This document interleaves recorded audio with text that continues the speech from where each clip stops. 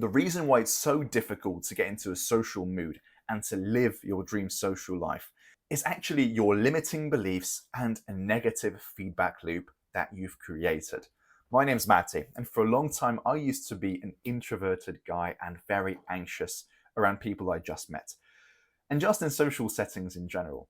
Nowadays, I can talk to everyone wherever I go, and I've also built my dream social life with fun guys and cool girls as well.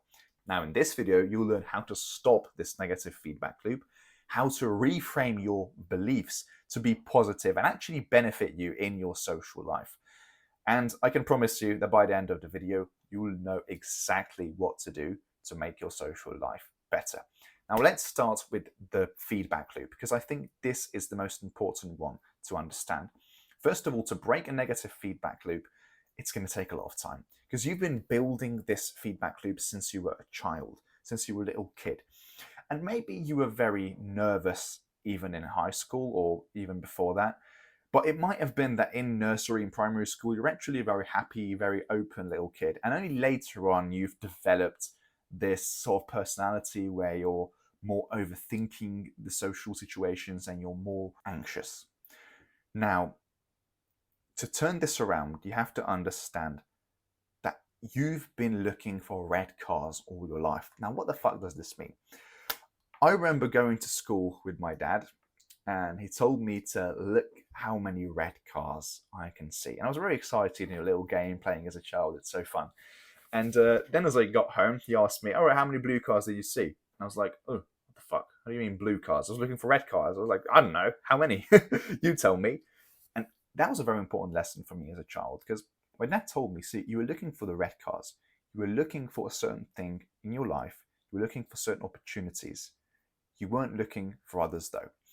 If you're so fixated on the negative interactions and all the things that support your idea that you are an unsociable person, that you're someone who can't talk to strangers, who can't talk to hot girls, then you're going to think a certain way. If you believe you're a leader, you're someone who people listen to, you're someone who people like when you suggest new ideas, you're going to act in that way. And that's the positive feedback loop, where you gain positive feedback from people, and this encourages you to act in that way. But it can also disencourage you to act a certain way. So let's say in primary school, you told a joke in class and a teacher told you to be quiet and they discipline you for it. Now, you're going to be less likely to say the joke the second time you get the opportunity to. And this might have been kind of engraved to you as a little kid. And this still, as an adult, you struggle with these negative feedbacks. Now, this is my first advice to you. Just start looking for the positives. Start looking for the things that actually support your idea of you being a sociable person. It might be difficult at first, but it's crucial you do this, because otherwise you will keep reinforcing the negatives inside of you. Look for something that actually proves you're social. If you go to school and you see a girl smile at you, make like a mental note about this. Oh, that girl smiled at me. She probably likes me. Because the truth is, it doesn't benefit you at all to assume people don't like you. Even if she doesn't like you, even if she was just, randomly thinking about like another guy or something and she just happened to smile at you, it's still better for you to believe that she did like you. Because I can testify to this 100%. There's a no benefit to thinking that people don't like you. There's a zero benefit to that. So it's fine to be somewhat delusional and think that people like you and people want to talk to you and people are actually interested in you, because you're actually more likely to act in a way which will prove this right. I know it's weird, but that's how things work, and that's how social life really works. I've actually had a social psychology class yesterday, and the teacher explained how important confidence is in social settings, because the confident person is going to act in a way which then proves other people's positive beliefs about you. So they see you acting confident and you're going to think all sorts of good things about you. And because they're going to treat you in such a good way, you're actually going to reinforce these beliefs in them. So if you believe something about a certain person, they're actually going to be more likely to prove you right. So make sure your beliefs about other people are positive rather than negative, because if you think they are dickheads, they're going to prove you right. The second piece of advice I have is to slowly leave your comfort zone. Don't all of a sudden decide to drastically change your social life, because that might end up in disaster, right? You might overdo it a bit and you might receive too much negative feedback at once. You might not be able to deal with so much rejection at the same time, because you're going to face rejection. As a man, as a human being who's trying to build their social circle and meet new people, it's almost impossible to not get rejected time to time, but that's actually a good thing. Let me rephrase this. Do you want to be friends with everyone? You don't. So certain people rejecting you is a good thing. They're doing a favor to you, because they're basically proving you that they're not the type of people you're looking for. And here's a small piece of advice from my social circle blueprint, which is basically my full guide to build your dream social life, which has all the information in, which has helped me to go from shy to social. The tip is to just say hello to people. I've named this the hello method, because time to time you don't feel like having a full conversation with people, but they do kind of seem interesting to you. They do seem attractive to you. So you just say hello to them. And the best thing about this is that it's actually a step in the right direction. It actually reinforces your social identity, and it actually helps you become more of a social person. You know what the best thing about this is you say hello to someone enough times, they're going to start saying it back. You say hello to someone 3 times at the gym, the 4th time you see them, what do you think is going to happen? You think they're going to shout at you? They're going to be disappointed at you? No, they're going to say hello to you with a smile on their face. So make small steps towards the right direction. So the third piece of advice is that action beats inaction. When you see someone you want to talk to, when you face a decision to be either sociable or unsociable, you stay at home or you go out, you talk to people or you stay quiet, you share an opinion or you don't. It's always a matter of taking action, because the truth is, it's not always going to work in your favor. But every single time you act social and you take action, you basically cast a vote for your social identity.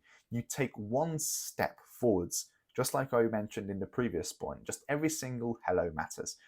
But you need to view these opportunities as opportunities, not difficult or consuming, challenges you face. It's about seeing the blue cars amongst the red cars, as we talked about this in the first point. So you have to spot these opportunities and actually be aware of them and be happy and grateful for them. All right, I've now entered like a new classroom and there's literally nobody here I know.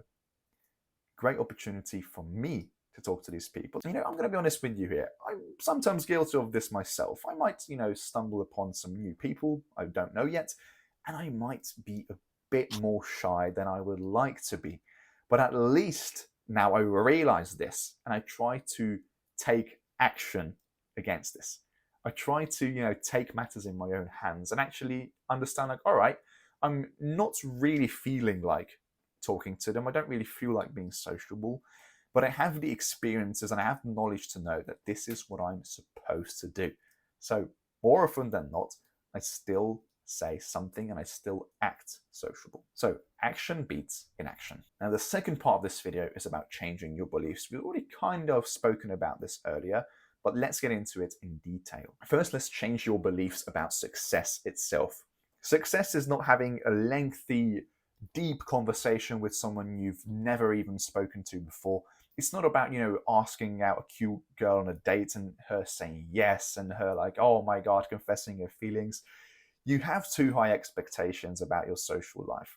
If you go to the gym, you are not going to be able to recreate an Arnold Schwarzenegger style bodybuilder workout, are you?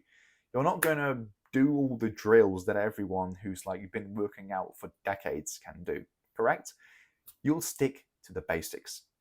And for you, right now, showing up is a win.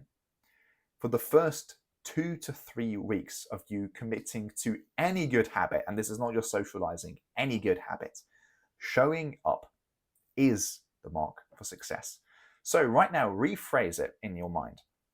Success is you taking action towards being sociable. It has nothing to do with the results, but everything to do with action. So think about this way. You see a cute girl and you approach her, and that's it. You've won. Okay? Doesn't matter what she says. Doesn't matter if you make a fool of yourself or if you can't really say anything. You went there and you spoke to her. That's all what matters. You took action and you won. That's all success takes in your mind right now if you struggle with speaking to people and to be sociable. Second lesson about your beliefs is you get what you think you deserve, not what you deserve. It's very weird. In life, if you believe you deserve something, you will get it eventually if you put some action in it. But even if you take all the action in the world and you believe you don't deserve something, you will somehow sabotage yourself in order to not have it. You see it all the time with Hollywood stars. They gain all the fame, the money, the success, and they start to destruct themselves with drugs or all sorts of other bad habits to basically sabotage themselves because they don't believe they deserve it. And guys do this with hot girls as well. You go to talk to a cute girl and she actually likes you, she actually shows interest in you, and you somehow find a way to fuck it up. I used to do this all the time when I was a teenager. If there was ever a cute girl who was interested in me, I somehow found a way to screw it up, even if I was doing well. So you need to understand, until you feel like you deserve your dream social life, you deserve the high quality friends, you deserve the beautiful, smart, intelligent, and feminine girlfriend, you're not going to get it. You're not going to have these things in your lives unless you know you deserve it and it actually belongs to you. It takes time to adjust to this, but always use this phrase in your mind: I deserve this. Even if you don't feel like it, you should. The third lesson about beliefs is that beliefs shape your reality. The first lesson was beliefs about your success. The second one is that you get what you think you deserve. And the third is, over time, your beliefs shape your reality. Now listen, this is more crucial than you believe, because thinking in a certain way, believing that people like you, believing that people are interested in you is, as we kind of talked about this earlier on, it's going to reinforce these things in your life. If you see all the good things, all the people being happy with you, all the people being glad that you're around them, all the people who are really grateful for you inviting them onto something fun, if you pay attention to these things, more and more people are going to act in this way, simply because you decided to let this belief control your mind. Now, here's a weird thing about beliefs. When I first started, getting into speaking to girls and, going on dates and everything, I had this really weird belief about myself. For some reason, I believed that blonde girls don't like me. And I somehow made it true for myself. Up until one point, there was this gorgeous blonde girl who came up to me at a party and actually asked me, hey, do you want to get some drinks? That was the first time in my life a hot girl made a move on me. And I believe she was pretty much out of my league, really. And after this, I basically ended up getting drinks and making out in the club. And after that, I never had this same belief in my mind ever again. And from that point on, I was actually hanging around more blonde girls than previously, and there were more and more blonde girls in my life. And my girlfriend is actually blonde right now. We've been together for 2.5 years. So it's a weird example, but this is how I understood how important beliefs are and how important your beliefs shape your life and your reality. Until you believe you can do something, you're not going to be able to do it. And once you do, it's going to reframe your entire life and change everything about it. And just one thing, if you believe that you will have an amazing social life, you believe that you're a fun, charismatic, awesome person, but you might say to yourself, oh, Mate, but I don't believe this is realistic. I don't care. Somehow make it realistic in your mind. Make it sound realistic. Find proof. Find irrefutable evidence that what you believe is true. I don't care if it's somewhat delusional. I don't care if it's somewhat not true. The reality is that if you believe something, you'll actually make it truth. You actually make it into reality over time. So that's why beliefs matter so much. And I know I really don't care what sort of excuses you have. Somehow make it work. Somehow make it possible, because until you don't, the person who does is going to get the girl you want, and is going to live the amazing, fun, vibrant social life that you want. So make sure to listen to this advice. Thank you very much for watching.